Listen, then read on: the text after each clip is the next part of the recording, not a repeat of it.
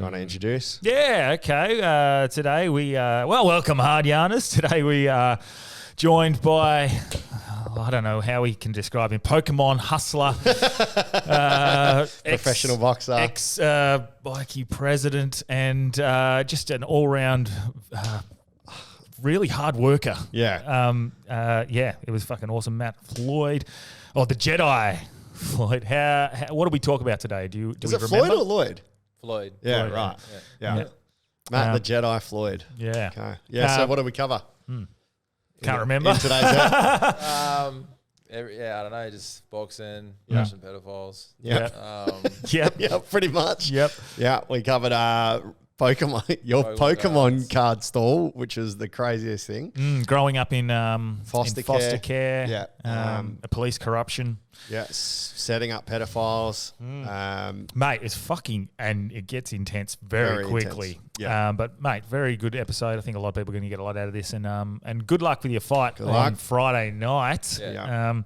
But yeah. And thanks to a friend of yours and a friend of ours. Yes. Ian at Raunchy. Yes, Raunchy. For sponsoring the pod. The beer that actually tastes good. Yeah, I had a couple of heavy diesels. And shout out to his mechanic shop winning the best mechanic shop. Are you serious? On the Bosch Awards. Yeah, did you see that? No, I didn't. Yeah, so his motor shop won the best, I think I'm pretty sure it was best mechanics from the Bosch Awards. Yeah, fuck. So okay, cool. Well, not just doing beers. I need some stuff done. Yeah. So I'll send it in. Do. But yeah, sick. They've been fucking awesome. And then for everyone who's listening, you might hear ads. Remember, the reason we've got ads at the moment is because we don't have enough Patreon. So if you'd like to join our Patreon, join for $5 a month, $10 a month, or $20 a month, but whatever. A fresh one going up. We just did with my mate A Saxon, who's a rapper. Yep. With Squirrely Cam and me. And you can hear me and Delby try and record an ad for 12 minutes and do about 5 or 6 takes. Yeah. Stupid shit like that. So it's fun. You get a bit of bonus content. You get ticket discount codes for shows. And yeah. Cool. All right. Let's get hard. Let's get hard. Welcome to Hard Yarns Podcast. I am fucking fat. Anything Chris White says, please disregard it. 5D is actually a state of being. It's a unity consciousness. That was Hard Yarns with me, Frankie Rose. So I'm going to throw it over to your co-host, Daniel Delby. And Cameron Branch. I would do this and then I'd gong. Free in attendance for the millions listening at home. Let's get hard. All right. We're here with the force is strong with this one. The Jedi. We're here with the Jedi. Fuck yeah. Yeah. So, let's kick off. Tell us a little bit about yourself and how so you guys have been talking, you and Brent. Yeah, just having a few chats. Had a phone call yesterday. It was good. Yeah. So, introduce yourself. Matty Floyd. I'm, I guess, pro boxer from WA. Yeah. Mm-hmm. And yeah. So, to be a pro boxer, did you come up and I don't even know how to become a pro boxer. Do you start amateurs and then you decide when you're going to go pro? Have you had bulk amateur fights before turning pro? I fought kickboxing and did a bit of MMA. Yeah. Yeah, and right. then I went pro. I wanted to go pro on boxing when I was probably around 23, 24, but then I went to jail for bashing that pedophile. Okay. So straight into it. Yeah, so maybe we tell us about it. I know nothing. Because obviously vigilantism, I guess, it's not great, but at the same time, fucking pedophiles, fuck them, you know? So, let's start down that path before we go down to boxing. So you've got a bit of a history and, talk us through that.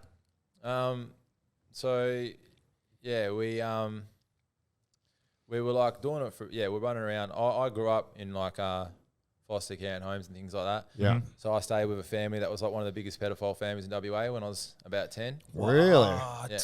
Fuck. And you obviously, how does that happen? So you're in foster care and you get put with pedophiles? Yeah, pretty much. I don't know how it is these days, but back then, I don't think they're really. Well, I had a foster child when I was like 23, 24, and I was president of a bikie club. They never even checked up on me. Yeah, right. I had a foster child.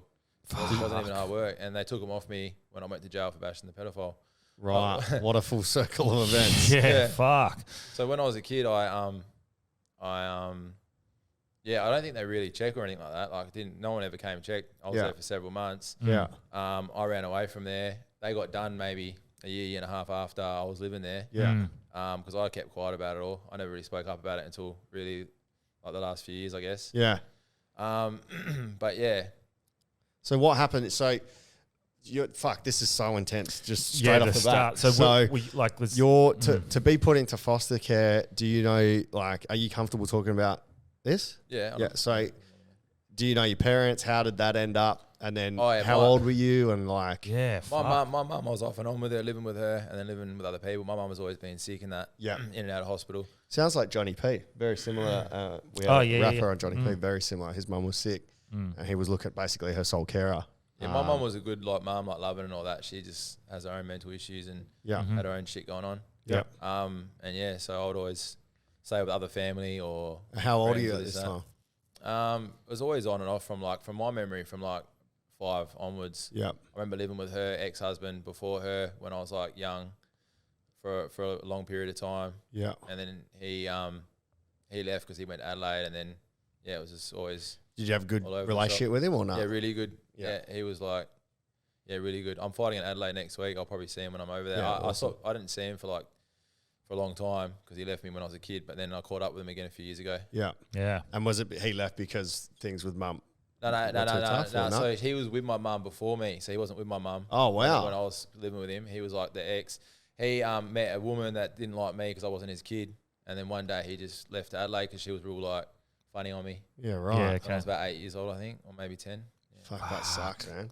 So you've established this relationship with someone, and then they're gone as well. So fuck. And then, are you still in contact with your mum as well? Yeah. That's great. So who decides to put you in foster care? Is that something that you had no choice over? You didn't have a choice. I was staying with different people, and then there was this foster family that ended up taking me in that I met at the Canning Vale markets from just staying with different people. So yeah. What do you mean? Hang on. Yeah. So you're just at the markets like buying stuff? No, I was working at the Canning Vale markets, buying and selling Pokemon cards to start off with. Sick. And then I started Your own little stall, side hustle thing? How old were you? 10. Fuck. That's sick. What was your most expensive card?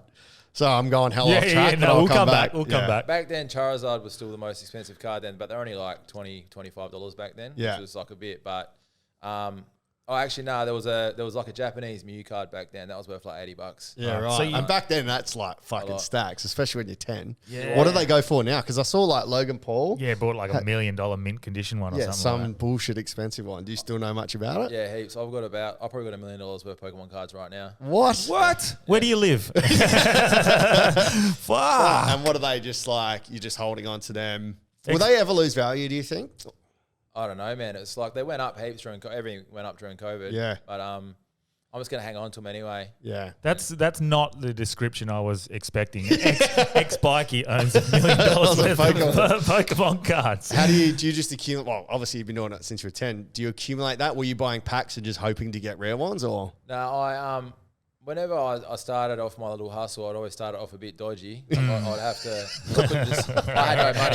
just self-drawn ones. Oh, this is a Pikachu. Pinching. I think I'd like maybe pinch them from the shops in the pack or whatever. Because I never had money to make money, so I'd always have to. But I always paid it all back. I'd always go back to the shop I stole from and put it in the donation box or whatever. Oh, really? Yeah. That's fucking how admirable. That's Robin Hood. I was like a cream kid with like a conscience, I guess, or something. Cremature. Well, it's like Delby when he used to Charging hard. You remember you used to do those challenges where you'd steal from the front? Your Yeah. empathy would kick in of being a good person. But like, Well, when I was a kid, we could see who could steal the best thing closest to the counter. So my pride and joy was a Cadbury cream egg because they were right there. They were right there, and I asked how much something was, and he put his head down underneath for the lollies, and as he came up, I did the switcheroo. But I never went back. Life hack, and I don't hope anyone doesn't take Scotty off me for this, but if you ever want to steal something, just give it to your daughter. Oh, I didn't know she had it. So yeah, you've got. So over time, you've just found super rare ones, or have you invested in some and bought some, or? Back then, I was always switched on. Back then, like 20 years ago, people weren't buying stuff online from America and things like that. So I started doing that. So as soon as I made a few $100, I remember walking into the markets on my own when I was 10, and I went like back then there was only the shops in the middle, like the food. Yeah. And I thought, where's the most traffic? And it was where the food was. So that one spot in the middle of the Cantervale markets, and they were packed back then. You normally have to line up for hours just to get a bay. And I would literally walk in there and plant my little table out the front of that food place. What, we just don't ask anyone, just... So, yeah, 100%. I got in trouble halfway through the day, but I think they felt sorry for me. They let me finish the day there, and then they let me keep going back as long as I bought their tables. Oh, cool. Like $6, you got like $1 back at the end of the day, sort of thing. Yeah. And That's awesome. because normally you'd have to buy I ended up getting my own bay, so it's like your own shop where you pay $30 where you have your own bay. Yeah. I built up to that, but I'd start going week by week, and I'd save the money. And as soon as I had enough, I started buying them from America, like the boxes, like the packets, and I'd get them back then you'd get things 6 months, 9 months, whatever, a year before WA would get them, or Australia. So I was getting all these, and people were spending out because no one would know, and you wouldn't tell them. Yeah. And I'd be getting, and then I made more money because had all this new shit, and That's pretty cool. You're in a legitimate import-export business. I did not see this episode going down the entrepreneur side hustle. I love this shit, man. This It's is so sick. good. That's what you read about, like the guys that end up as like Richard Branson. Yeah. They started like, out fucking, even like Gary V, what was he trading?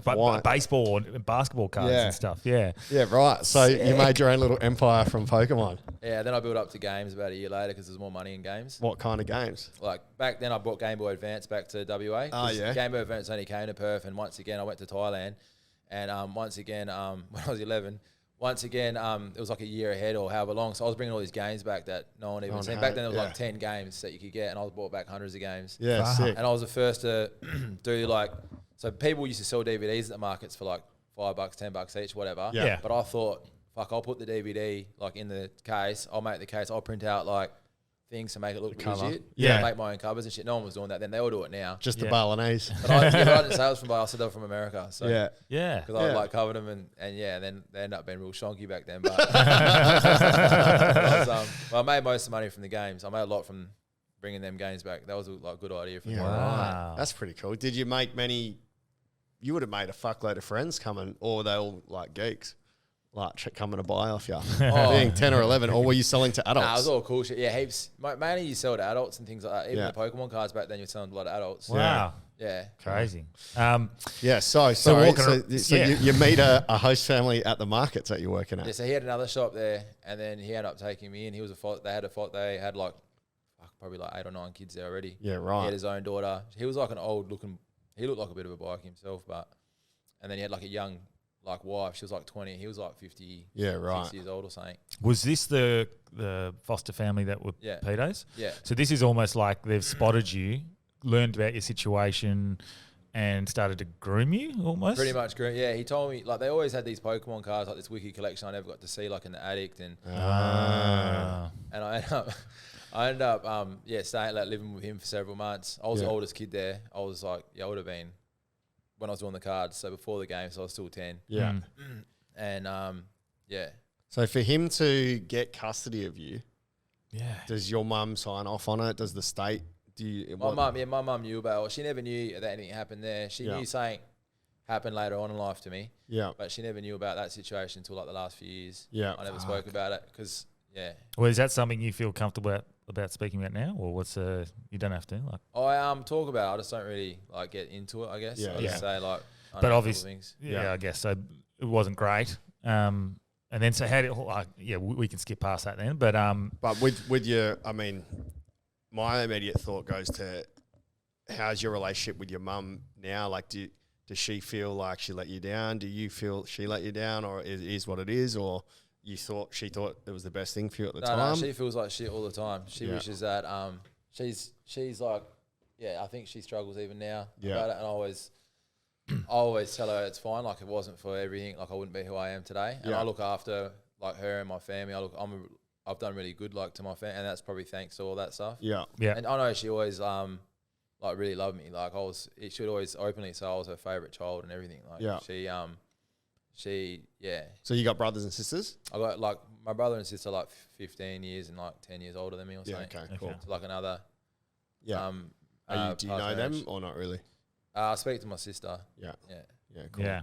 So obviously those sorts of relationships are important to have when you're growing up, but you, like you said, and it's not a great situation, but it's crafted and shaped you to be the person you are, which is obviously very strong-willed, strong-minded, resilient. But then, of course, it's sent you down some poor paths as well that you probably regret, I guess. Well, not regret, but I don't regret bashing the pedophile now. But yeah. I regret like not showing a bit more fake remorse in the court or something. Should laugh at that. Yeah. So, well, where does it stem from there? So you're 10, you're in foster care. How do you get out of that? And where's your next part of life go to? Are you learning to fight from a young age? Does boxing happen later? Is fighting a result of that? Learning that you need to be able to fucking defend yourself.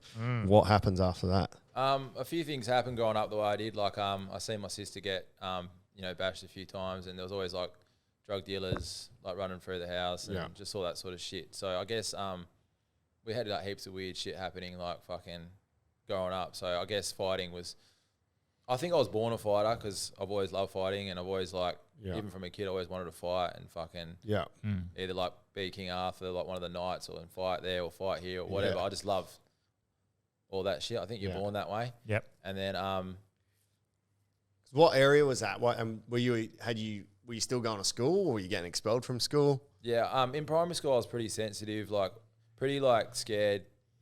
So a bit different, but what school was that? In primary school I went to a few different schools like around Williston and Riverton and that. Yeah.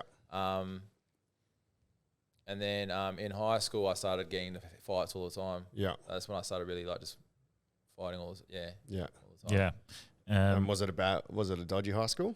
Not really. No. I went to like mainly Leeming. I went to school in Adelaide too because I stayed over there a bit. That's what Johnny P did as well, man. So how long does this does this family look after you? Like, is this through, and is it their lack of guidance are you getting in trouble at school, or do you think it's just you? It's just like your personality. Which family? So the original family that got you from the markets. How long? I stayed with them for several months. Probably like, I can't remember, maybe like 4 or 5 months or something. Okay. I ran away from there. Yeah. I ended up staying at the school I was at the time. Like I'd stay on the shades, like on top of the playground for like 3 days. And then one of the kids, I think like he was a year older.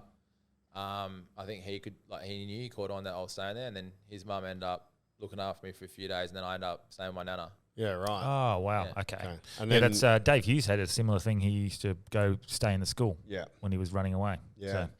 So I would always go there when I was in. I remember I stayed there a lot of times. Why was it the school? Does it seem like a safer place or something? I think it was easier for me to when I woke up to straight to school. So yeah. And I had a basketball. I used to stay on the shade right next to the basketball court, and I always had a basketball with me. So I'd like shoot at night, and then in the morning when I couldn't sleep in that. I've never been a good sleeper, so okay. Yeah. So throughout high school, you moved back with your nan? No, in high school I stayed with my mum on off again, and then I'd stay with friends. Yeah. From school that were in the same year, like my best mates. I'm still close with them today, and their families. Yeah.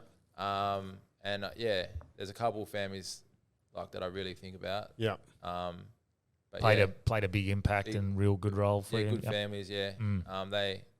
I still speak to them today, and every time I fight or whatever, I invite them and get their I always take them out to dinner, and I just always remember. Yeah. You never forget the people who were there when you really good families, man. Like you would be spun out, like you wouldn't believe people can do that sort of stuff. But and it's good when you're like down or you before you make something of yourself, if people are there for you. You don't think they're not there just for the for the accolades. The glory, so after that, what's the next step? You start fighting, like you go down to a gym to fight, or what? How does that progress? I got into hundreds of fights in high school. Always used to fight all the time for whatever reason. I was staying with another dude who was a basketball coach. I lived with him when I was about 12, and my mum knew about him what he did, and he was I guess like in high school, like I thought I had a problem with like gay people because of him. Yeah, because he was my mentor, my role model. He was like a Wildcats development coach. I love basketball. That's my first love. Yeah, right. And he looked after me, and he ended up being like a pedophile himself. Yeah, and my mum knew about that, and I think in high school I thought that I had a problem with like gay people, like because of him, but I never did. Like my best mate ended up being, and this and that when I was in high school. But because of him, I think I used that a lot for my reason for fighting, but it wasn't. It was just made up shit, I think, or something. Yeah. Because I remember like denying it, and it got brought up, and people knew about it. Yeah. And I was fucking like, I used to go off my head, like I'd be like, it's not fucking true, and it's all bullshit. And I used to go off, and I hate that shit, and blah blah blah. So I think fighting, but maybe stemmed from that because that was be talked about. And if anyone called me, gay or whatever, I'd fucking start smashing on everyone. And does that lead into fighting straight away, or do you? Because you said you're a very young president in a bikie club. Like, do you go into that and that stems into it? So when I got older, when I was about 16, I remember I started fighting at a gym because I was always fighting this and that. And then my sister got pregnant to this guy who was a fighter. He was like a Muay Thai fighter, and he was like a bouncer. And everyone like thought I feared this dude, and I was never scared of anyone. And my sister got pregnant to him, and he was like threatening to fucking like run her over and. Yeah, right. While she was pregnant and shit like that. And I was like trying to fight this guy. And my sister's mates, who were all like fucking losers back then, they were like, man, they were like, Maddie, like we know, we respect that, that you fucking want to fight this guy, but I think you want to probably train. Yeah. Because I was like, fuck him, I don't care. Like, I'm a street, all the stupid shit you say before you actually learn how to fight, like the whole street fighting bullshit. Yeah, I'll fucking take you sort of thing. Yeah. And then you realise that when you actually learn how to fight. But so I went to a gym when I was 16 because of him. And how did that all end up? I went to a gym, an MMA gym, so I was doing like Muay Thai and MMA at the start. On and off, obviously, because I'm doing other things and that. So over the next 5 years, I'm doing all that, having a few fights here and there. Yeah. What gym was it? The first gym I went to was a gym called Mac 1 on Scarborough Beach Road. Yeah, cool. Happy Heskey's gym. Yeah. And then I was like, because I was young, I would have a bad attitude, I'd gym hop and go to different gyms, different trainers and all that, different fights here and there. Never, committed properly until I was a bit older. Yeah. And so and things with your sister and that dude? He still hasn't seen his daughter to this day. I've been like the father to her sort of. Yeah. She'll be like 18. She just turned 18 a few months ago. That's insane. So, and then I had a daughter a year after that. Yeah. So how old were you when you had a kid? 17. Wow. Yeah, but I've had her full time since she was like a baby, pretty much. Yeah, right. Yeah. And you became a foster dad as well? Yeah, I had a foster child. Just Is randomly. that because you were trying to help out, or like? I've always taken like homeless people, even adults, and then anyone off the street. Like I've always had a door open, like wherever I've stayed or at other places, or even at my gym or whatever. Yeah. I built a gym and I took in people off the street, like when I was 22 and that. So yeah, I've always done that on and off, and then I had to do it properly for this kid because he was only 3. Normally the teenagers, you don't really do anything. You just take him in and no one really says, Yeah. But this kid was 3. It was like a friend's girlfriend. He went to jail. She lost him. And then, we went into the department and everything. And then, we got temporary custody of him. And we had him for about 6 months. And then I got locked up for the bashing the pedophile, and they took him off. Yeah, right. And so you used what did you say you were using the bikies to hunt down pedophiles? Not use them, that's the wrong words, but I I had the club. Yep. And how do I word this? Well, it's just a good way to. Well, it's a group of people who agree. Yeah, so we all agreed in this and that, and we were like vigilantes. I was and you've already, like, whatever we talk about here, you've already done your time. Everything's all talk about done this. and dusted. Yeah. So everyone knows about this. Other boys went to jail as well afterwards when I went to jail because they kept it going on. I'd left the club so I could fight professionally and things like that. But before that, for a couple of years, we were people would message us, call us, would investigate, make sure that it was proper. Yeah, that's what I was going to ask. Can't go around bashing girls, ex-boyfriends, because you get them every day too. Yeah. So you'd investigate. And they just say they're a pedo, so they get flogged. That's right. So you would make sure, like, we're not going to get innocent people. And how do you, this is what I want to know, how do you make sure beyond a reasonable doubt? We pretended that. So back then, people weren't. Now everyone does it for social media. They pretend to be a kid online. Yeah. Get there and they'll video it. We weren't doing that. We were pretending. We had some smart hacker dude, and he pretended to be a kid, and this was before anyone was doing it. Yeah. And would pretend to be, would talk to him, make sure, and then we'll meet him in like parks or wherever, and we'll just get him. Did you find it was a certain type of person, or would it be like you'd always see, or was it a fully different person each time? Yeah. Or would you see a consistent stereotype? Nah, people ask that question a lot. You'd get different people. You get some people you'd never expect it. Like people that, like the guy that I ended up going to jail for, he was covered in tattoos. He had Stay True tattooed to his eyes, you know. Yeah, Like right. he looked like a gangster or whatever, wannabe gangster. Yeah. But you'd see normal looking dudes, people like, you get asked that, like it was all over the shop. But then you'd get your definite. Did you find some like of them a were fellow. like a little bit autistic? Because of the ones I see online, a lot of the guys seem they're a little bit simple. I never really thought of it. You don't like make. I guess you don't feel sorry for them or make excuses in the time, but you just think about what they're doing. Yeah, I don't know. Maybe, probably. Yeah. Surely you would get a sense if they're completely fucked up. You'd be like, oh, this is. But you'd get a sense of what's going on. I'm sure. Because on the flip if side, they're like, you mean if they're like a full slow? Nah, you wouldn't get them if they're full. I mean, it depends if they actually did the crime or not. Then you sort of wouldn't care, would you? I don't know. I don't really thought. I've never come across that yet. So where they're real stupid looking. Do you think? Actually, before I go off track, so you would get beyond reasonable doubt. They'd rock up, and then vigilantism would ensue. A lot of people wouldn't feel bad about that. I don't think. What are my personal views on that? If it was my kid, if it was me, I wouldn't feel bad at all. Oh, if it's beyond a reasonable doubt. But on the flip side, it's like so many of these guys slip through the cracks without getting penalised, or the justice system doesn't do any justice. The penalisation that they do get, if they do get it, isn't penalised anyway. Yeah. So it's not at all. They get looked after, they get like fed in there. Custody. Why is that? Because I'm seeing that a lot where the pedophiles, even their jail time's being reduced and well, this guy that I went to jail for got 10 months for a young girl, and I got 5.5 years for bashing him for what he did for him like raping or molesting, pedophilia, or whatever. Yeah. This young girl, he got 10 months for it, protected another state, looked after, payout and everything. I got 5.5 years for it. That seems so. And he did his crime before he even knew me. Yeah. The whole thing all set up, so yeah. So he got a discount for me bashing him for something that he had done before I even knew him. That's fucking nuts. retarded. And he'd been found guilty in a court of law. After they waited until all my shit came out so he could get a discount. And he might have got other people, I don't know. He was a police informant.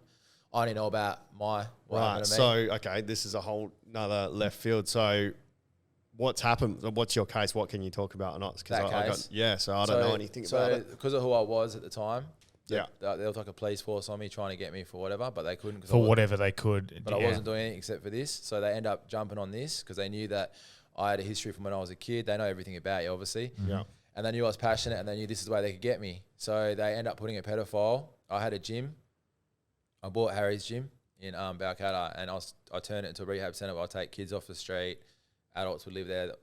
Had ice problems. I was trying to get them off the ice, fighting again, all that shit. And how did you go with that? I'm going to sidetrack because that's I've lost fucking tons of mates. Like, ridiculous. Yeah, so we'll come back to that because you're going down this path of the police doing entrapment. Yeah. Okay. Yeah. Keep going. So the police so I had this place and I had people staying there, and they put this guy, I met him through like another club, like a friend club, and they put this bloke in my gym. What would have happened was I would have come across him, police would have gone, Matty Floyd, target, and they would have groomed him. That's someone we want, person interest. They would have groomed him to say the right things to me to get into my gym, which he did. And then he ended up staying at my gym, and he was saying, mate, I'm an I said, I want to get off, I want to start boxing. All the right things you'd have to say to me to get into me. And then I took him in, and then for the next 6 months, he was just trying to get me, and he couldn't get me for anything because I wasn't doing anything. Like I've always maintained. So you're saying that he was in there as an informant trying to basically catch you out on illegal activities. Yeah, exactly. And so they were happy to put a pedophile around children. They knew he's a pedophile. They admitted that. They knew. Is this informant a pedo as well? This guy's the pedophile that I went to jail for. Oh, wow. Yeah. So he's an informant and a pedo. Yeah. So he got done for the sex offences that he did against the young girl.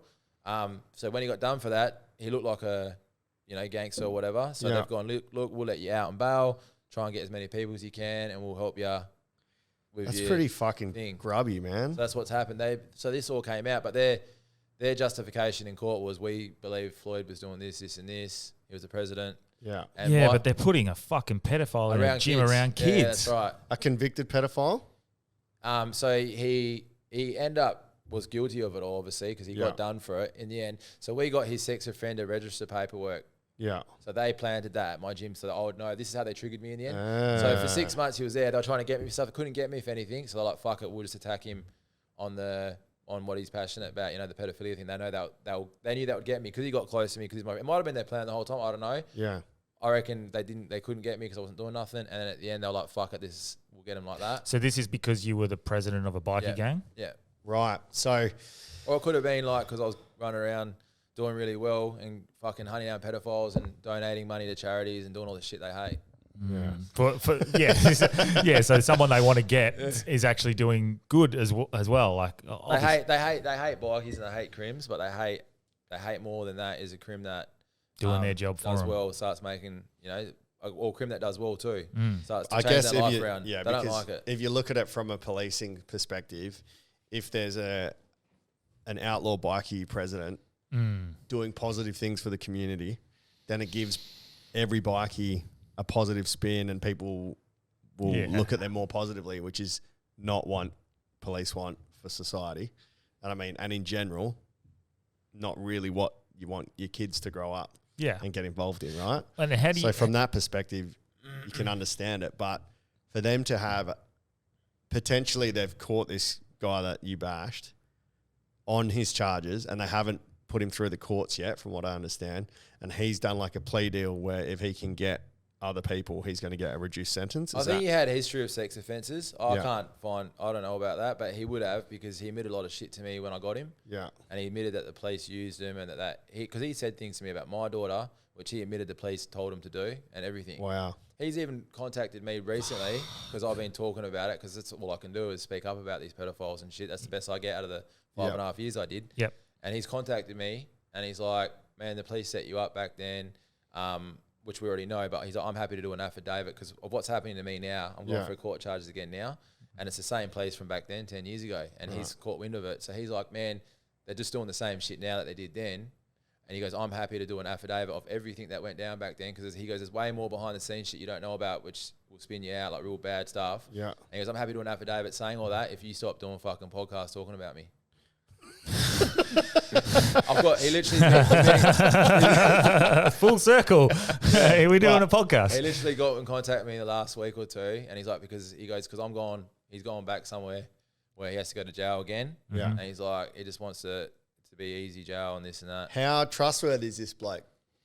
Like for people listening, well, he's a pedophile police informant, so he's not very trustworthy. Yeah, so that's what I mean. Like if he signs the affidavit, he did a statement against a bunch of boys. We all went to jail. He's done this and that. So yeah, but yeah, if he's going to come out and then support you, knowing that he's already just looking after his self-interest, does that hold as much weight? I don't even know. Like because he could be lying to you just to save himself. It matches everything. What he said to me. Yeah, I wish I fucking. Recorded. The police are probably listening to the phone call anyway, so but they're not going to help. They're not going to do that to help me. Well, if you want to listen to this podcast, but it matches everything I'm saying now. Yeah, and it's the same police from back then, the same names and everything that were trying to get me then. So is this something that could potentially really blow up in their face, and some people can lose their jobs and yeah, I've been told. Yeah, my lawyer is an ex-prosecutor. She left prosecution because of police corruption, and she said she's never seen anything like this. What's happening in my case? She's gone on with it now already. She's got to a point where she's like, I might even have to be a witness, and I can't be a lawyer anymore because of all the shit she's seen now and being told. Wow. Now, playing devil's advocate, for somebody that's just a normal member of the public, they see that you're an ex-bikie president. 10 years ago, but but when it's all coming into play, aren't they going to say, yeah, of course the cops are going to gun for him? Yeah, but they're gunning for me 10 years after, and I've done all this shit. I've been I've done everything normal. I wasn't like a bikie my whole life. It happened overnight. Yeah. Like, how do you rise like at such a young age to become the president of a because I was very young at the time. I'd been in prison. I've been in juvie and things like that. I had the rep already. I was a professional fighter, and I'd always done the right things by my mates. I never spoke, never talked, did everything right. And they were trying to establish a club in WA, and they have to do it through WA people, and it was just through friends and this and that. It was never the life for me. I get on with a lot of them boys and that. but it wasn't my thing. You know, my thing is what I do. Yeah. So is what the that's why I was fighting only a in the very gym? short time, and I was helping them establish. That's why I was the president overnight. All my boys around me, they all trained. They didn't use ice. They were good boys. I made them train every day and things like that. So it was a very good look, you know. Yeah. So it was just it was one of them. Again, at 22, you're still really young. Like, I speak to 21, 22-year-olds now. I'm like, fuck, man, you know nothing. Like, you're so dumb. Yeah, I know. Like, you I know, there's that. no... Or even now, we're 36. We're dumb. We know nothing. Yeah, Like, a 40, 50-year-old. Yeah. You always think at that time that you know best and you got the world sorted. And yeah. But you're right. Yeah. It's a long time to be paying. It feels like from everything, and I've only got your side of the story as well, but it feels like you've done your time, you've paid your dues. But you also bash pedophiles, and I'm sure the parents of the kids that got abused will have absolutely no issues with that. They were all happy. I was dirty because he admitted a lot of shit to me when I got him in the room, this guy, and a lot of parents were happy and come to me and spoke to me then, and I'm like, I'm real sorry because it backfired because I can't, anything that he admitted to me because he was under police protection couldn't be used against him. So I sort of fucked over the parents without many, because now their case is sort of, it made it harder for them and this and that, but they got closure and they were fine with it. Yeah. And I felt bad that I didn't get them like as bad as I should have, or I didn't scare him, or I didn't do it properly, because like all the other ones, when you think with your head, you don't get pinched. Like, we never got pinched for all the other ones we got. But Allegedly. I thought for my I thought with my heart on this one, because they planted him there. He became my friend. A lot of the boys around me like, man, there's something fucking... Someone messaged me about him the other day saying, man, there's always something off of that bloke, because he worked at the mines, and he's like, we all fucking knew there's something, because he's still living in the public and trying to deny it, and people don't know, and people come out to me, and But back then, I can't remember what Yeah, you're saying thinking with your heart instead of your my head. heart and my head. So he got close to me, and then what happened was they put the pedophile paperwork, the sex offender register paperwork at my gym one day, and we don't know how, because my gym cameras were like off its head, you could see everything, and one day they just got mysteriously turned off. Paperwork got there, and then one of the guys that hated him the most rang me. He was like, man, get here now, like, fucking make sure he's not with you. Showed me, I read it, I was like, can't be fucking real, man, it has to be a fake, I was reading it, it was making me feel sick, because he'd been around my kids and that, and my oldest daughter would have been 8 at the time, and he when I rang him going off my head, instead of just being smart, thinking my heart, waiting, catching up with him in person, I started going off, and he's like, just remember, I was on my own with your daughter, and just really antagonised me. It was really fucking strange, because I was still who I was at the time. He knew fucking... You mentioned someone's daughter as well, he knew I man. had a lot of power at the time as well, so it was real strange that he was even... So he was protected by the police, so it didn't matter to him if we come and got him, whatever. I got him 4 weeks later, and when I got him, the house was all... it was at Stephen Rose's house, and it was all bugged. There was this program called Blue Iris, so there was cameras in every room waiting for me to... They were using that house... This house was being used for other shit, so drug deals were happening there, whatever, and shit was happening days before that. And I got caught up in this Blue Iris program, which they've used. They've told him to go there. They said it's all wide up, you'll be fine, you'll be safe. And I've not kidnapped him in one of these rooms in there, I guess, and wouldn't let him leave the room. And that's where I got done. Fuck. Yeah. Did they come out, or was it after? All the footage and everything. As it was happening, did they come the into Blue the Iris house? stuff. So everything came out later. Oh, you mean in my court? No, case? you've got the dude. Does he come and get rescued? Yeah. The police all came. They all come hammered us. In the house? Like hours later. They left it for hours. Yeah, like it was Not like so they as it could was get happening. the footage. So what happened was, I went there. I was with him for about half an hour. I left, and then he's like, I ended up going back there a few hours later, and then all the police came. So I was set up. A message got sent from his phone. I went back to the house. So he wanted, and then the police came. So it was a full setup. I think they didn't get me in time. Then all of a sudden I must have left, and then I had to come back. So their argument would be they're doing this for the greater good. They're putting... That's what they said. But for, it just seems really dodgy, and it just seems like they've tried to find the one vulnerability with you. That's what they did, yeah. Which, for me, seems like having a fucking 5-year-old daughter, as much as I don't champion vigilantism, it's still it's a good if there's any sort of form of vigilantism, this is the one that I'd be like, fuck yeah. I Like, think everyone should step up and do it if they can. Just in their little. If everyone stepped up and did their little parts, put a mask on here and there, just did it once, then you know what I mean? The world would be a better place. Because people complain about it every day about this stuff that's happening, and nothing's going to change the system because we're run by. My answer is we must be run by pedophiles somewhere or some shit like that. Only that makes sense to me. Like you can't work it out otherwise. So my thing is the system's not going to change. I think it's going to change. I was talking to Gary Rogers, he's like a lawyer. He was going through the same sort of shit as me, like with the police and that. And he goes, man, me and you can sit down at Benny's and talk shit all day about this and whinge and cry about it, but nothing's going to fucking happen. I could go to jail tomorrow for 20 years. He could. People are like, fuck, did you hear what happened to Manny? That was pretty shit. A few group of people, whatever.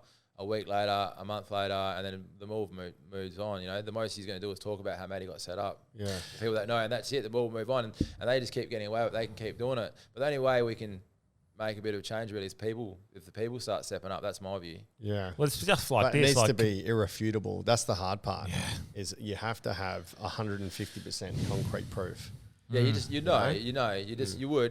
if you know, you know. Yeah. Because like, I don't believe I've ever hurt anyone innocent in my life. Yeah. And I strongly believe that. I don't think I'd ever be able to. Because on the flip side, like the whole death penalty, the reason that got removed is because of vigilantes. Well, no, because like you have to be able to be proved beyond a reasonable doubt, and if you murder someone that is innocent on that, you know, there might be 1 out of 100 people, but that 1 out of 100, and every time I got them and you grab them and you scare them that much, they always admit everything. Yeah, so like you always make you're 99% sure, I guess, when you do it, and then you're 100% after you've done it. Yeah, yeah. So you get them, you scare the fuck out of them at the start, and then you know because they tell you. Yeah, when they're that scared. But the only way you can get these cunts back is if you scare the absolute fuck out of them and make them feel how the fucking kids felt. Yeah. That's all you're going to get.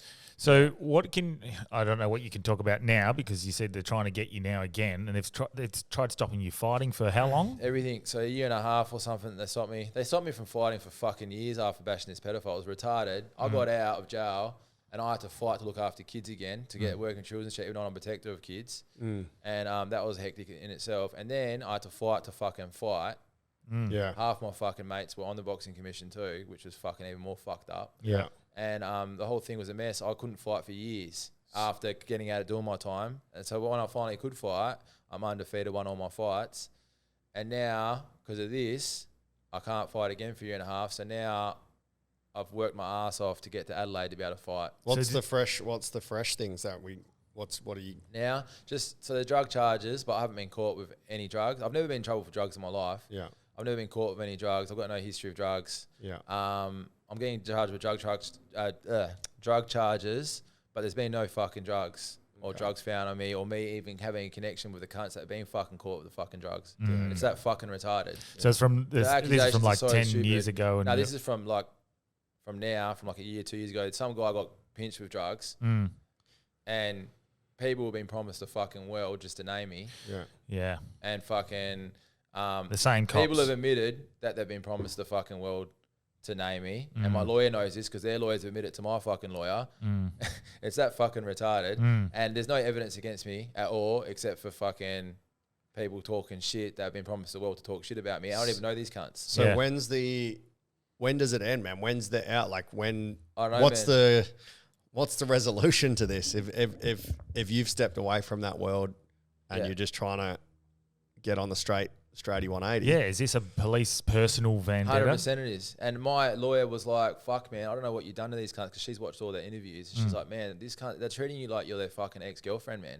I'm the head investigator. Maybe did. She's like, and it's fucking weird, man. It's fucking, I don't know if like, I was a real cheeky cunt 10 years ago. I was too young and I had all that power too young. Yeah. And I was real cheeky and this and that. But that's because I didn't really have much love for the place, anyway, because of what I've seen growing up.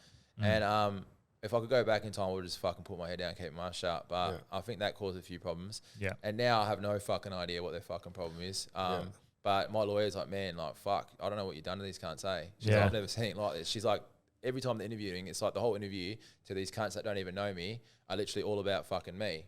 They name me 1,000 fucking times. Yeah, right. Oh, you mean all the other people that like all these people they're trying to drag into it. And it's fucked up, man. And then I've had innocent people come forward to my gym page and talk to other people because I'm too scared to fucking talk to any cunt because somehow I'll get set up or fucking used against me somewhere. I don't even know. You know we're recording this. This is a recorded podcast. Yeah, that's all right. But I let other people talk. Like other people, they end up meeting up with other people and talk to them, and they're like people that were actually part of it, and they're like, man, you're like this guy, like Matt Floyd's got nothing to do with this. Like we know he's got nothing to do with it. We're all fucking there. Yeah. Like we don't know how this is fucking happening, and then they get fucking threatened by the police. Yeah, right. Fucking coming forward, like it's fucked up, man. Like, you wouldn't even believe it unless I showed you all the fucking. So how does it then? So obviously now they've let you fight. So you've shown that there's no evidence against you. I guess is that how? So when I first got out a year and a half ago for this, because I had to go to jail for a few months because of this. So they extradited me from Queensland, which was all made up bullshit. They said I was trying to flee the country. I never had any. They said I had tickets booked. I never booked anything. I never tried to flee. I was in Queensland getting ready for a fight, like I normally would be. Yeah. And the police knew that. My lawyer had speaking to the police, and they were like, "Yeah, no, all good. Tell them to come back on the 8th of May." Yada yada.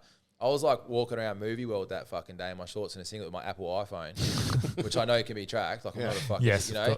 And they've like called me in. I've gone in there, and I'm like, "Look, all good. I don't want any trouble. Fucking I'll fucking go back to Perth. I've been extradited." Yeah. And they put me all over the fucking news. Cunt, ex-bikie, fucking been grabbed at gunpoint. I was at fucking Movie World, man. I never got grabbed at gunpoint. Yeah. And they were saying trying to flee the country, acting like I was at the airport on my way out, man. I was in fucking Gold Coast. Yeah. Like fucking walking around in shorts and a not singlet. like the media to be used by the authorities. Bro, they put me all over. All the media were there when I was at the fucking airport, and I'm like hiding my fucking head in my shirt, like embarrassed as fuck. Because I fight. I like the fact that I fight on TV and I'm doing everything right, and now I'm on fucking the news 10 years later for this fucking retarded shit. And you're trying to get on the straight and narrow. You're trying to help and the it's youth. Destroyed my name. Half the Ferodockers trained at my fucking gym, and I've had like all these like good rapport at my gym. And this now it's like cunts like fuck this person that's because my story is I'm a crim that's turned their life around. I'm doing good stuff. Now they've destroyed that, and I'm doing good things in the boxing. Now they've destroyed that at my gym, and that name or whatever. So it's like I was it was just fucking embarrassing, and it wasn't me, and the accusations, because of who I was 10 years ago, I just fucking, what I'm getting accused of is so fucking retarded. Like my mates, people that know me and know, are like laughing, like not in a bad way, like this poor cunt, man, like what he's getting accused of makes him sound like a fucking idiot. Yeah. Like it's retarded. They're pretty much saying, I've gone to some fucking junkie I don't even know. I'm Matty Floyd. You've seen my body now. Can you please hold these drugs for me on your kitchen table? Right? This is what I'm getting accused of. Can you hold them on your kitchen table for the next 3 or 4 weeks? This is a halfway house, so junkie's house who's got fucking junkies coming all the time. Don't even know this cunt. Can you hold these fucking drugs on your fucking kitchen table for me? So when the cops raid you can tell them Matty Floyd fucking handed you these drugs. That's what I'm getting accused of. Yeah. It's fucking retarded. Well, we won't comment too much on it because if it's ongoing stuff, we don't want to do anything with that, but it does seem like I'm getting laughed at by my mates. They're like, "Man, you poor guy." Like, everyone's like, "But don't worry, like you can't get fucking convicted. Like it's not gonna." But they did say on the plane to me, they go, "We're gonna fuck with your life for a bit, buddy." You know, like they think it's real. It's for them. I had to go to jail for a couple because I was in Queensland and the fake extradition, which they made up all over the fucking news, happened. I couldn't go for bail because my lawyer's like, because if it's all over the news, you can't just go for bail tomorrow. We're gonna have to put up a proper bail app now because that's how it works with bigger charges. So they're like, you'll get bail, but you just got to do it properly now because these cunts put you all over the fucking news, which they did on purpose. So I had to wait in fucking COVID lockdown, so like 23.5-hour lockdown for like fucking 8 weeks. It was putrid. Couldn't make phone calls, couldn't fucking shower most days. Yeah. And I'm Australian now. I'm not like a crim who has to do that shit, you know? Yeah. And I'm fucking like, fuck this. So it sounds, to me, it just sounds like you're getting consequences for a choice you made when you were 21, 22. Pretty much, yeah. And what happened, and then police have that much hatred towards the bikie group is that you are the top. What you represent is everything that they hate. Yeah. So they're trying to potentially just come at you for that. Yeah. That's what it sounds like as an external point of view. You're exactly. That's exactly how it sounds. So obviously this has all been cleared if you're able to fight and you're out. So what's happening? So what is there an apology? Like what do they do to unslander your name? Or the charges haven't been cleared. I'm fighting and I should be able to fight. So when I got out, I said to the Boxing Commission in Perth, I'm like, you've fucked my life already in the past because that was a big thing in itself. Yep. And a lot of big names stood up for me against the Boxing Commission, like big boxing royalty, and I said, we're not going for that again. I'll come to your office now. I'll show you that there's no evidence against me because in Australia you're supposed to be innocent to proven guilty. That's the law. Yep. You shouldn't be able to stop a man from working because they've made up. Just because anyone can make up shit about someone, like what happened to me. I go, I'll come see you now. Yeah. I go, I've been told by my lawyer not to do this, but I don't give a fuck. I'll come see you now. I'll show you my whole fucking case. Yeah. I'll show you where the DPP have admitted to my lawyer there's no evidence against me except for fucking people Hearsay. talking shit. Yep. Hearsay. And I said, I'll show you everything. I'll show you my case from start to fucking finish. Any questions you have, any doubt, I'll fucking tell you right now. The day I got out, and they're like, mate, we'll be honest with you, the only reason you're going through this is because it was on the news. If it wasn't on the news, you'd be fighting. Because they let a convicted pedophile in the end fight. He ended up getting convicted. Sorry, he was on pedophile charges. And he ended up fucking fighting. He was fighting, and they knew about that. But because he disclosed it to them, it was all right. But again, he's innocent till proven guilty. Exactly right. Point. And they've let other people fight with worse history and this. Now I can go on for hours about their fucking history. So that's what's end up clearing you. You've end up saying, well, like, He's not it's clear not yet. No, they didn't clear me. as in, I mean, to box. No, Sorry. Perth didn't clear me. Oh. Perth were dogs about it. The commissioner fucking, they were bad cunts about it. And they've all got fucking real bad skeletons and cunts themselves, and they know. So for a year and a half, I couldn't fight. I've been fighting to fight with them again. And they just fucked my life up, spent heaps of money again, fucking trying to... It was bullshit. They wouldn't even let me talk about my case. They were just like, nah, whatever. So now, I'm from Adelaide. I was born there. I come over when I was a baby. So I've got my boxing license over there, and now I can fight over there. How do you get a boxing license? You just got to apply, and so that's a big fuck around. And I had to go to court to apply to leave the state, but I had to have a fight first in Adelaide. It was a fucking So it's fuck like around, a catch-22. It was so fucking hard to get this fight. Yeah. And So who are you versing? I feel sorry for this bloke. Yeah. You're going to have a lot of pent-up rage to take out. This bloke's, it's his 100th professional fight. He's fought a lot of big names, like he fought Zarafa and Horn and all that. He's a good journeyman, so it'll be good for me. How many professional fights have you had? This will be my 5th. Yeah, professional boxing fight. Okay.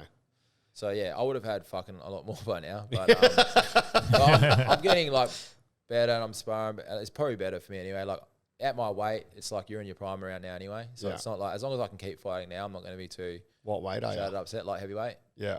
So what do So you... you'd verse some bad cunts as well, being light heavyweight. There's going to be some big roys. Yeah. I feel like I'm the biggest of them because I come down a lot. I walk around like 90, 95 kilos normally. Yeah, right. So I get to 85, which is 80, or 79.3. You get down to 79.3. Yeah, so I weigh in. That's me today. That's me today. I fight at 86, but Yeah. So I'll be 89. I'll be 79.3 when I weigh in, or 79 even, and I'll normally be 86 by the time I fight the next night. But the cutoff is 80. 79.3.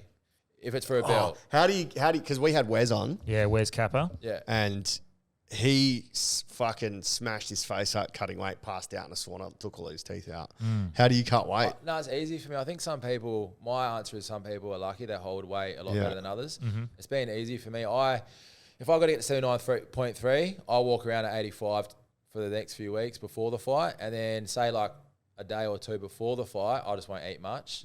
I'll eat fuck all. And I'll usually be 83-ish, 83 and a half on the day of weigh-in. And I'll just do the hot bath before weigh-in, and I lose like 4 kilos doing that. Wow. In about 20 minutes. Because I was watching, I just watched that McGregor doco and watching him cut weight and how much it fucking took out of him prior. It just doesn't do that to you, or does? Do you feel No, dizzy I'm or weak? bouncing. I jump out and I'm like, fuck, I'm ready to. I'll get real hyperactive and I'm real happy for some reason. Yeah, right. Yeah, that's So the benefits of sauna? Immediately? Yeah. Fuck. So what's your first 5 fights? What's your record? I won all my fights, yeah. Yeah? Yeah. Knockout? Yeah, all points. by knockout except the first one. Yeah. I won that. That first Every fight, was that after having amateur fights, or did you go professional straight away? I went pro in boxing straight away, but I had other fights when I was younger. Yeah. Like never boxing, but always like kickboxing or back then there was like this back then when you did MMA, it was like on the mats. There was no rings back then. You'd go to like Joondalup rec centre. Yeah. And everyone would be fighting on mats. Yeah. Sort of thing. I did a few of them tournaments. Yeah. So what do you do leading into this fight? Because there's a lot of fucking shit going on, and there's a lot of, like we said, rage and stuff that you probably have to control. You have to be smart and tactful with what you're doing in the ring. How do you sort of lock that out mentally and focus on the fight? I've got heaps going on every day anyway. I'm fine when I fight. Like right now, every day until the fight, I'm just like, it's just, to me, it's easy. Like I'm just gonna win no matter what. And then on the day, I get like all my anxieties come out that day for some reason. The nerves of the fight, or never nerves about the fight, it's just about, I feel like I've got a lot to lose, and it's always about losing. I hate losing. Yeah. And never about like getting hurt or fucking anything like that, or the fight even. It's just, I feel like I'm going to do something to lose. Yeah. I slipped up, didn't train, I did this, did that, whatever. That's what happens. Everything comes out that day. I act like real weirdo on the day. It's interesting to me because, like, someone who has, I've never been in a fight. It's not what I do. I look at a boxer or an MMA and I see that their mindset is, I'm going in, I'm going to get fucking hit, regardless. Unless you're fucking Floyd Mayweather with an incredible fucking defense. Like, I'm going to get hit. Like, what's your mindset going into a fight? And all fighters probably think pretty similarly, but you don't think about getting hit. It's just part of what's happening, or you don't really think about it. I guess if you are going to get hit, you just try and get hit less. Like, as in you'll take the impact. You try and move with it better if you can. And then normally, like, I've never been dropped ever, so.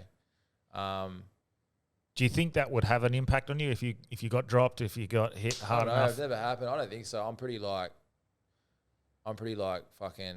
I remember once when I was about 15, I got hit with this like wooden cricket bat on Australia Day, actually at the foreshore. Fuck. And like snapped on the back So of my many head. fights on the foreshore. Oh yeah. Yeah. So yeah, many. yeah. Yeah. I was actually on the news then because I was covered in blood because of that. And our school was keen to a fight, other school. I was the only one there in the end. Fucking. This guy got me in a cricket bat, and I went like to the floor. It didn't drop me. I sort of like went like on my knees, and I got up again and just started fucking kept going. And that was probably the closest I've ever had to being like dropped or seen black or stars or whatever. And I kept fighting then. I was fine. So I don't really know. I've never been. The most I've had sparring is like when you get hit. Good, like one out of nowhere where you don't expect it and you sort of just go a bit zhuzh for a second. Yeah. That's the most I've ever had. So it's hard to answer because I've never been like dropped or. So what's the end goal, assuming everything works out? What's the end goal with boxing? Yeah.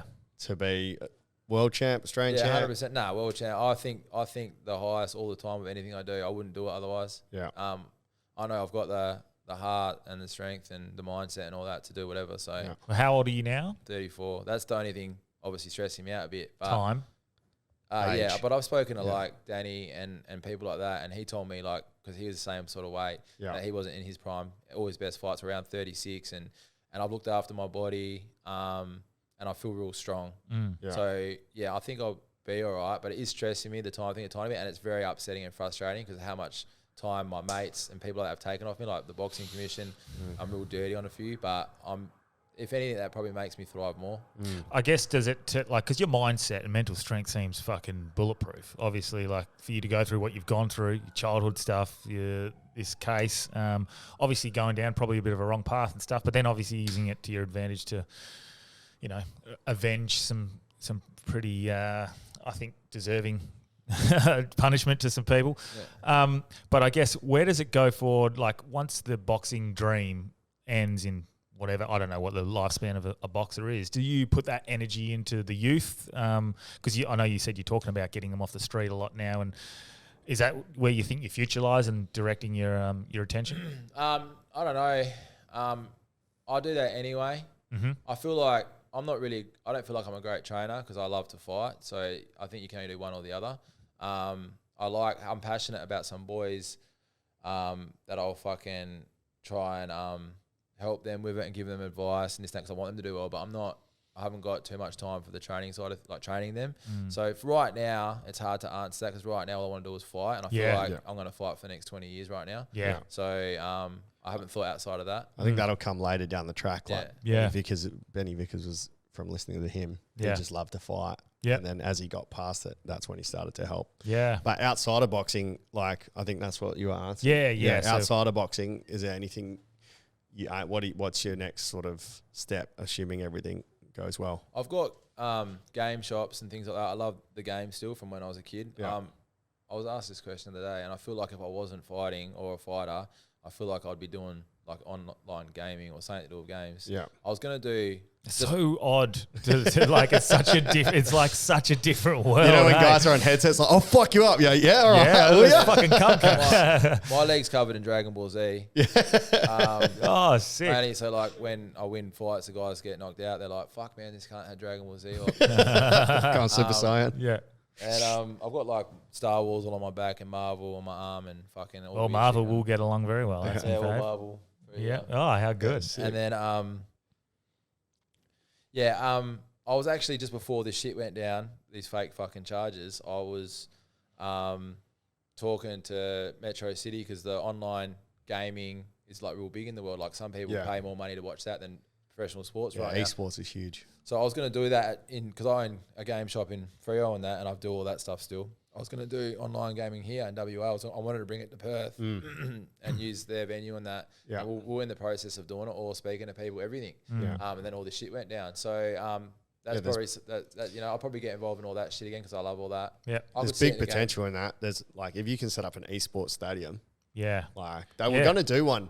I saw in the paper there was someone was trying to bring it here and they was going to spend millions on it and it got like a big proper one. Yeah, it was going to be like a hub, maybe in Joondalup or something. Yeah, Pentanet Stadium. They were doing Pentanet. Were actually doing a gaming lounge at Pentanet Stadium at Joondalup Oval. So, but that's literally just it's just a room full of, it's 7 sort of big screens and it's like a corporate room, so it's not like a proper one. But yeah, if you were to build something that's specific to gaming lounges and stuff, that would be a big seller. Yeah, especially central in that city area. Pentanet were talking to us back then. Yeah. They were trying to get involved, but they wanted to do it through their thing and I wanted to do it like my way. Yeah. So, but yeah, I remember they were, Yeah, they're big into that. So has your fight name come from your love of Star Wars, the Jedi? Oh, yes. I probably like Marvel and things like that a bit more than Star Wars. I like it all, but it wasn't like that. So I had to come up with a name with my manager and my team and whatever on the spot, and I do everything on the spot. And I think because a few days earlier I did an ice bath, and someone asked me during the ice bath, they're like, "How do you do it, man?" And I was like, "I'm just a Jedi, like fucking mine, it's easy." Yeah. And I think I might have named a couple other things first, even, and then we couldn't use them, and then that came into my head from memory, and then I was like, "Fucking the Jedi." Yeah. And we just went with it. And easy. It's just stuck now. So now when I fight, I come out with like all these Star Wars characters. Do you find stuff? Coming with the Sith, like that'll be sick. Yeah. I come out in a cape and with a robe on. Please tell me you come out to the Imperial March. That would be fucking fucking do it. What is your intro music? When you knock him out, I'm your father, bitch. The intro is the Star Wars song, like the actual Star Wars. Oh, yeah. Yes, sick. Yeah. Do you find, like, so for someone like yourself, I'm same sort of mindset, like fucking driven and like you're always working hard at something. Do you find stuff like Marvel, Star Wars, they're your escape? Like you can escape that serious, you're always on, you're always trying to, I'm always running, I'm always fucking working, I'm always trying to build the pod. And then for me, like, I get to go to the movies tonight and watch fucking Guardians of the Galaxy. It's my escape. Is that what it is for you? Yeah, 100%. And it was when I was a kid. I used to break into the movies when I was a kid, and it was my escape from reality. Exactly what you say. I say my favourite thing to do in the world, if anyone knows me, like if I could have my choice on birthdays and anything, is go to the movies. I love it because I literally zone out and I like enter this other place away from everything. Yeah. And I literally, I disappear for a couple of hours and I love it more than anything.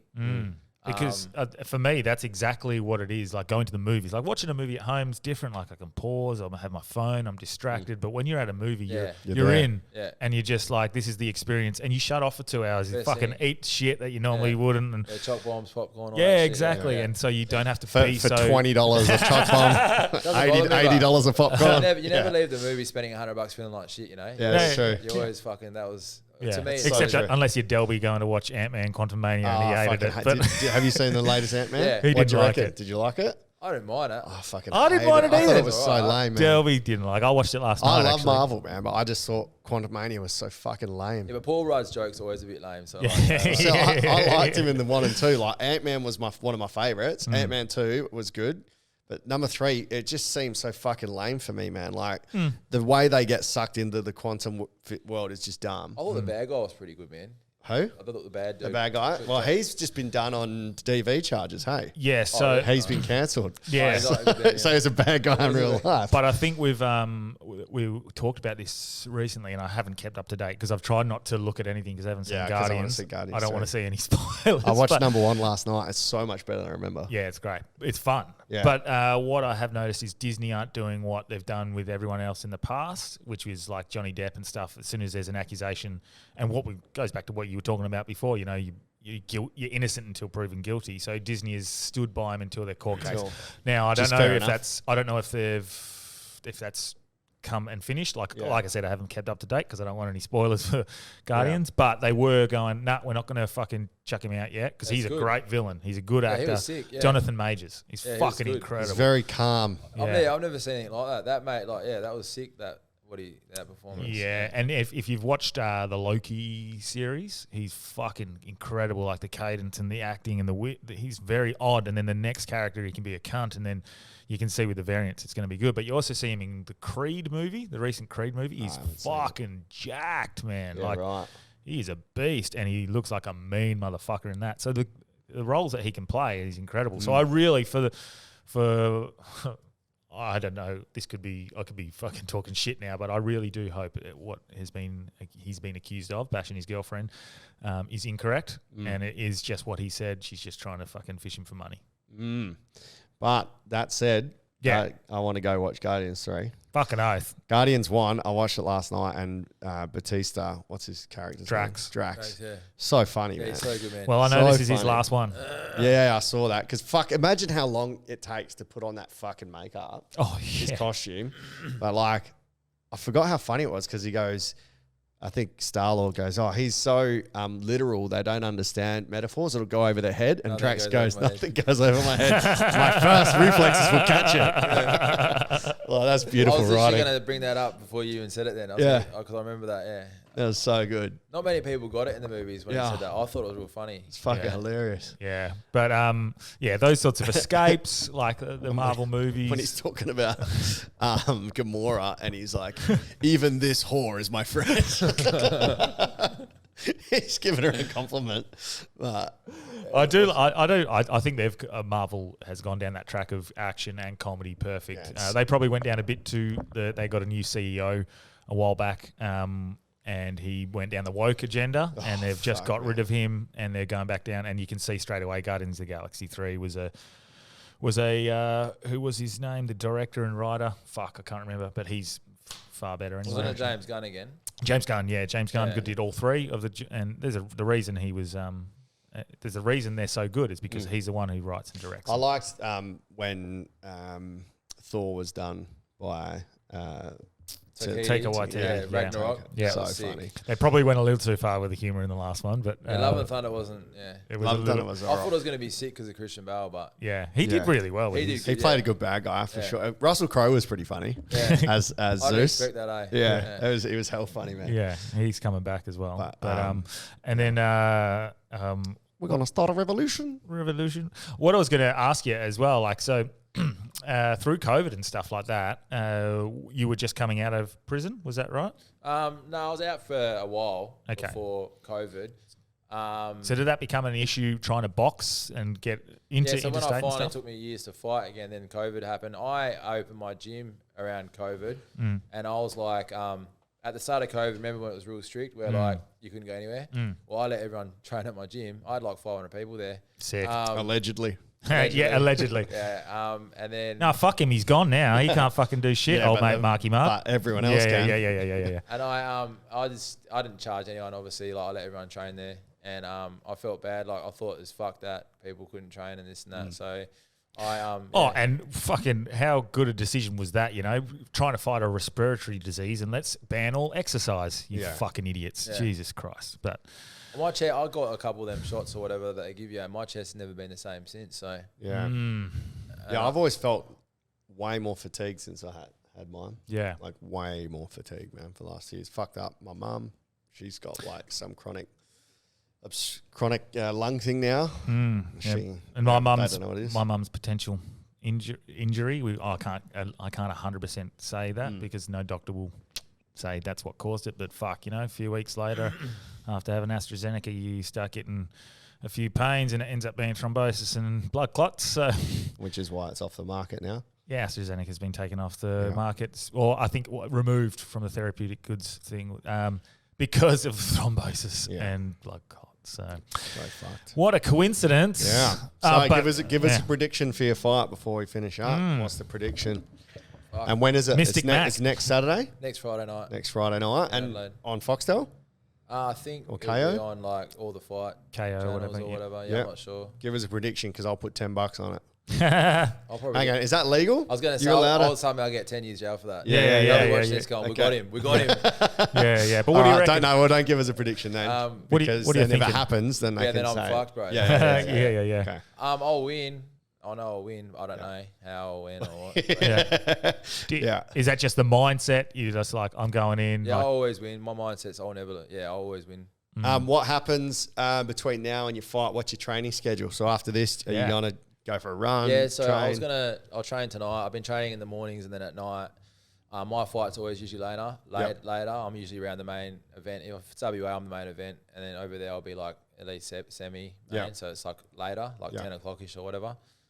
So I do training at that time now because it's smart. Soon Train and then in the morning. And this week's my hardest week of training for the fight. And then tapering down from normally it should be from this Friday, but I'll probably wait till Sunday or Monday because I'm a bit behind. Because fuck, man, like boxing fitness is different to any other fitness 100%, you ever do. Yeah. It's definitely when because I play footy and I was reasonably fit, and I remember like in the off season I'd go train at like Lacey's. 1 round and you're fucked. 1 minute and you're fucked. I play footy still, yeah. So it's just different, man. Yeah. Even like swimming, like swimming is the same. Like the different sort of styles of fitness, but boxing is just the one that I've just been like, fuck, man, like fuck though. Yeah, every time I do it, and then you sweat differently. Like it's just like like I sweat pretty bit. Like I'll sweat in this because of the concentration or whatever, I guess. But when you're grappling and it's just you're like, fuck, Jesus Christ, like there's something. Yeah, you're doing a bit of work.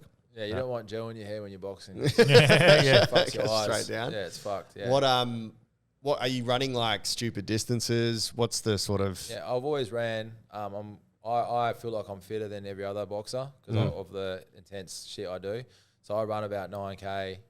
I run 5K as quick as I can, and then I'll do like 4K in sprinting. I do sprints, and I do that. I used to do it every day, but to protect my body now, I do it like every second day. Yeah. And I just try and beat times and. Like close to the fight, I'll lift it up a tiny bit, like where it's like to the point of fucked. And then everything else I do as hard as I can for 3-minute rounds and a minute off. So like the spin bike or the roll or whatever. Yeah. And I do have many rounds I'm fighting. Yeah. So I'm fighting 8 rounds. I do 8 rounds of that after my run. That's my cardio. And then boxing.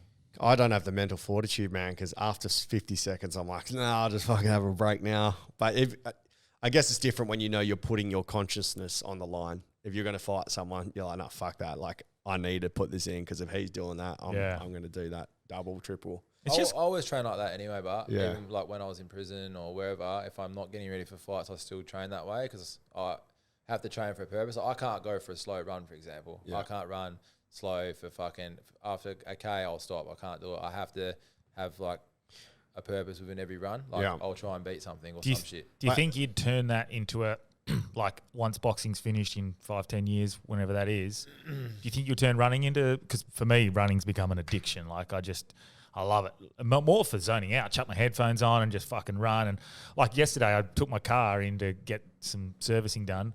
I jogged home and then jogged back to get it. And I just fucking loved it. Like, I don't know. For me, it's something I do ultra marathons and stuff like now. Is that something you'd go down? I hate running. Yeah. But I'm good at running because I do it so intense, but I fucking hate it. I hate it. When I wake up, I'm like, fuck, I hate it. I like have to talk shit to myself to somehow get it. Yeah, but that's a great mindset to do something you fucking hate. David Goggins over here. It is fucking David Goggins stuff. Like you do the shit you hate to make you harden your mind and Running sucks, but I just do it because it's the only thing I can do. It's so boring, man. It's so pointless. It's just it's not pointless. It's good. You get the best benefit from it, but it's like, why are you doing it? You're like, what the fuck am I doing? Yeah. Do you know what I do it for? Yeah, that's what I do because I never have a chance to listen to a podcast, listen to music, zone out. I can't do that because of the training. Like I can't listen to a song because when I run, I've got to do it really hard, or else I can't do it. Yeah. So when I'm running that hard, I can't fucking. I have to like concentrate on fucking not concentrating or some shit. Concentrate on not concentrating. Yeah, like literally meditate out of the pain zone. Quote that up. Concentrate on not concentrating or some shit. That's pretty true.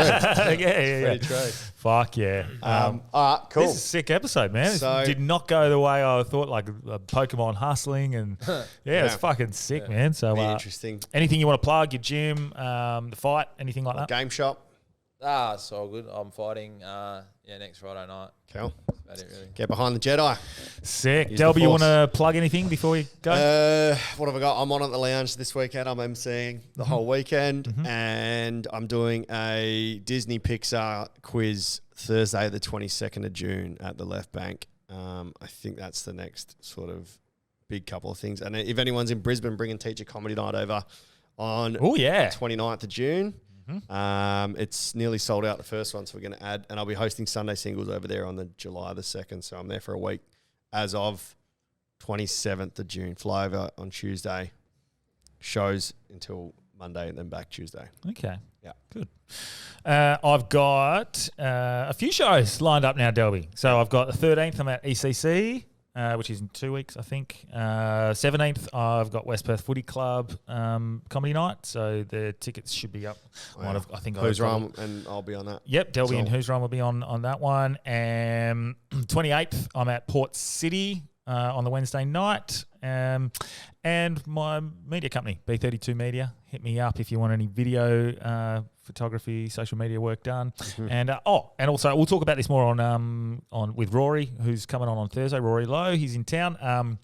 I've been doing carnival for I'm 6 days in now. I'm feeling bloody good. We'll go more into it with Rory and have a chat about that. But everyone, I shouldn't have put an update on this morning because I've had about 38 messages asking how it's going. Yeah.